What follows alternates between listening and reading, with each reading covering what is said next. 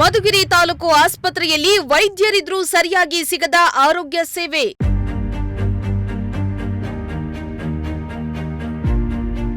ಮಧುಗಿರಿಯಿಂದ ಹೆರಿಗೆಗೆಂದು ಶಿರಾ ಆಸ್ಪತ್ರೆಗೆ ಹೋಗ್ತಿದ್ದಾರೆ ರೋಗಿಗಳು. ಅಲ್ಲಿ ಮಧುಗಿರಿ ಕರ್ಕೊಂಡು ಹೋಗಿದ್ವಿ, ಅಲ್ಲಿ ಐಸು ವಾರ್ಡಿಂದ ಶಿರಾಕ್ಕೆ ಹೋಗ್ಲಿ ಅಂತ ಹೇಳಿದ್ರು. ನಾವು ಇಲ್ಲಿ ಕರ್ಕೊಂಡು ಹೋಗಿದ್ವಿ. ಎಸ್, ಮಧುಗಿರಿ ತಾಲೂಕು ಹೇಳಿ ಕೇಳಿ ಬರಪೀಡಿತ ತಾಲೂಕು.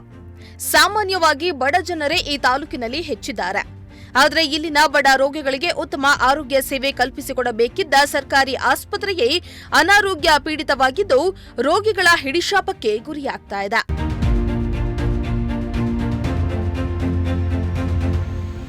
ಹೌದು, ಮಧುಗಿರಿ ಸಾರ್ವಜನಿಕ ಆಸ್ಪತ್ರೆಯಲ್ಲಿ ಸಕಲ ಸೌಲಭ್ಯಗಳಿದ್ರೂ ಇಲ್ಲಿ ಸೂಕ್ತ ವೈದ್ಯರ ಸೇವೆ ಸಿಗದೆ ಪರದಾಡುವಂತಹ ಸ್ಥಿತಿ ನಿರ್ಮಾಣವಾಗಿದೆ.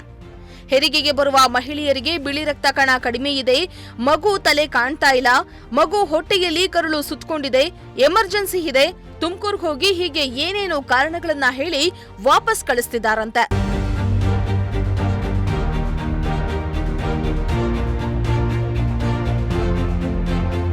ತುಮಕೂರು ಜಿಲ್ಲೆಯ ಇತರೆ ತಾಲೂಕುಗಳ ಸರ್ಕಾರಿ ಆಸ್ಪತ್ರೆಗಳಿಗೆ ಹೋಲಿಸಿದರೆ ಮಧುಗಿರಿ ಸರ್ಕಾರಿ ಆಸ್ಪತ್ರೆಯಲ್ಲಿ ಅತ್ಯಂತ ಕಡಿಮೆ ಪ್ರಮಾಣದಲ್ಲಿ ಹೆರಿಗೆಗಳಾಗ್ತಾವೆ.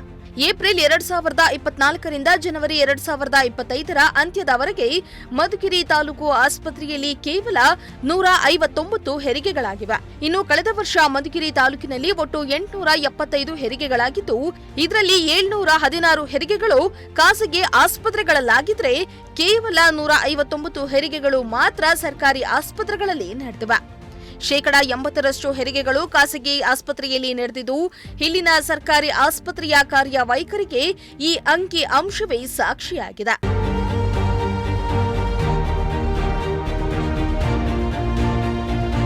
ಇನ್ನು ಮಧುಗಿರಿ ಆಸ್ಪತ್ರೆಯಲ್ಲಿ ಸರಿಯಾದ ಆರೋಗ್ಯ ಸೇವೆ ಸಿಗದ ಕಾರಣ ರೋಗಿಗಳು ಮಧುಗಿರಿಯಿಂದ ಶಿರಾ ತಾಲೂಕು ಆಸ್ಪತ್ರೆಯತ್ತ ಮುಖ ಮಾಡ್ತಿದ್ದಾರೆ.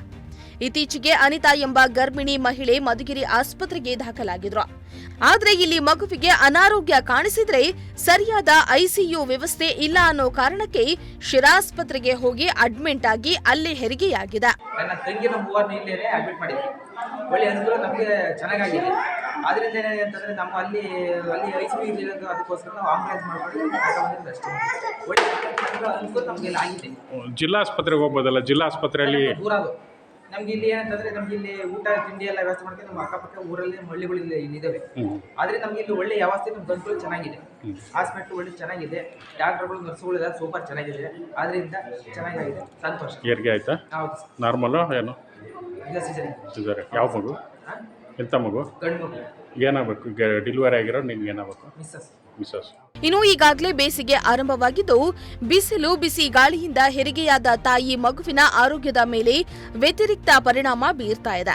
ವೈದ್ಯರನ್ನ ಕಾಣಲು ಬಂದ್ರೆ ವೈದ್ಯರು ಹಾಗೂ ಸಿಬ್ಬಂದಿ ಇಲ್ಲದೆ ತಾಯಿ ಮಗು ಸಾವು ನೋವಿನ ನಡುವೆ ಹೋರಾಡಿ ಖಾಸಗಿ ಆಸ್ಪತ್ರೆಗಳ ಮೊರೆ ಹೋಗಬೇಕಾದ ಅನಿವಾರ್ಯತೆ ಎದುರಾಗಿದೆಯಂತೆ.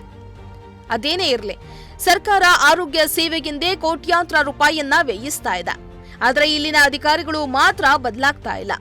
ಇನ್ನಾದರೂ ಸಂಬಂಧಪಟ್ಟ ಅಧಿಕಾರಿಗಳು ಇದರ ಬಗ್ಗೆ ಗಮನ ವಹಿಸಿ ಸೂಕ್ತ ಕ್ರಮ ಕೈಗೊಳ್ತಾರಾ ಅನ್ನೋದನ್ನ ಕಾದ್ ನೋಡಬೇಕಾಗಿದೆ. ಸಿರಾಜ್ ಅಹಮದ್, ಪ್ರಜಾಶಕ್ತಿ ಟಿವಿ, ಮಧುಗಿರಿ.